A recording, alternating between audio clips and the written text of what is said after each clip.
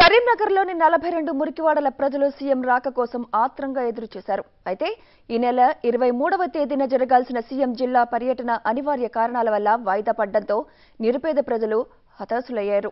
వరంగల్, మహబూబ్ నగర్ జిల్లాలో పర్యటించి ఎన్నో వరాలిచ్చిన సీఎం తమ బతుకులు బాగు చేస్తారని ఆశపడ్డారు. సీఎం కేసీఆర్ రాక కోసం ఎదురు చూస్తున్న మురికివాడల ప్రజానీకం స్థితిగతులపై టీవీ5 ప్రత్యేక కథనం. స్లమ్ ఏరియాలోని మురికి కూపాల మధ్య దుర్భర జీవితం గడుపుతున్న నిరుపేద ప్రజలకు సీఎం కేసీఆర్ రానున్నారనే వార్త ఎంతో ఊరటనిచ్చింది.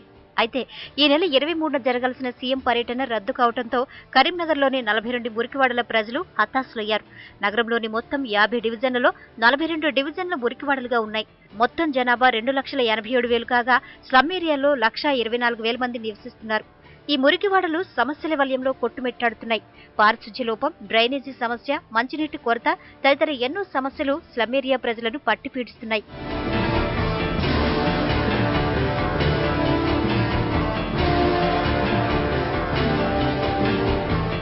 తెలంగాణ రాష్ట్ర ఏర్పాటులో కీలక పాత్ర పోషించిన సెంటిమెంట్ జిల్లాల్లో మురికివాడల ప్రజల బతుకులు మాత్రం దయనీయంగా ఉన్నాయి. సీఎం కేసీఆర్ తమ ప్రాంతానికి ఎప్పుడొస్తారా, ఏమేమి వరాలిస్తారా అని నగర ప్రజలు ఎదురుచూస్తున్నారు.